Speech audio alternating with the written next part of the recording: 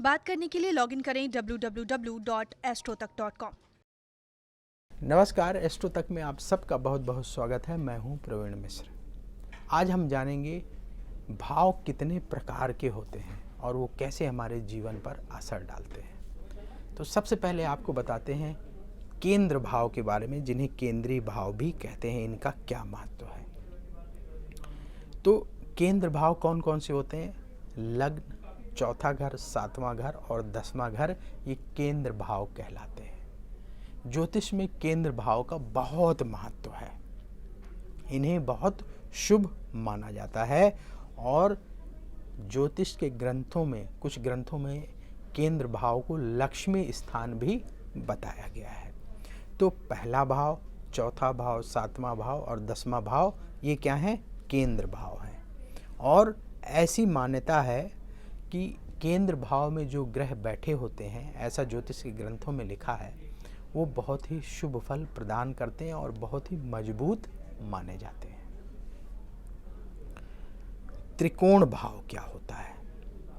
देखिए, प्रथम भाव, पंचम भाव और नवम भाव को मिलाकर के, इन तीन भावों को मिलाकर के त्रिकोण भाव कहा जाता है।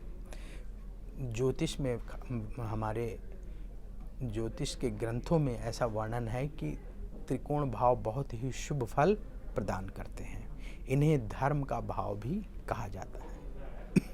त्रिकोण भाव का यदि केंद्र भाव से संबंध बन जाए, यानी केंद्र का स्वामी त्रिकोण में बैठा हो या त्रिकोण का स्वामी केंद्र में बैठा हो, तो राजयोग बनता है।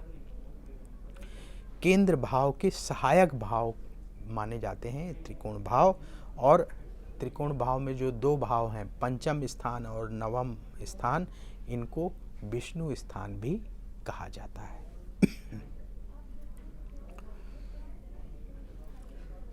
उपचय भाव कौन से हैं? इनका क्या महत्व है?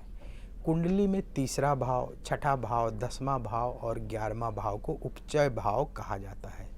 ये भाव के कारकत्व को बढ़ाते हैं और ज्योतिष के ग्रंथों में ऐसा लिखा है कि यदि उपचय भाव में क्रूर ग्रह बैठे हों, अशुभ ग्रह बैठे हों, तो ये बहुत अच्छे रिजल्ट देते हैं।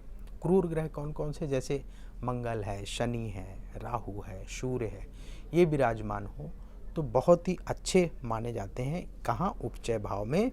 और ये ग्रहों के नकारात्मक प्रभाव को कम करता है उपचय भाव।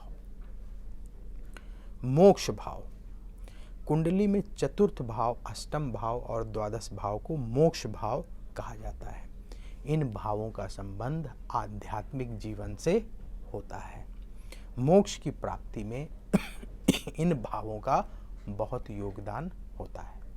तो आप अपनी कुंडली खोल करके केंद्र भाव, त्रिकोण भाव, मोक्ष भाव और उपचय भाव को देख सकते हैं और उनमें बैठे हुए ग्रहों को देख सकते हैं। और भी भावों के बारे में आगे आने वाले एपिसोड में आपको जानकारी देंगे। और ज्योतिष का ज्ञान आप, इन जो हमारी ये सीरीज़ है ज्योतिष के ज्ञान से संबंधित, इसके माध्यम से आप अपने ज्ञान को बढ़ा सकते हैं और खुद अपनी कुंडली को देख सकते हैं। तो देखते रहिए एस्ट्रो तक। फिर जल्द ही आपसे होगी मुलाकात। नमस्कार।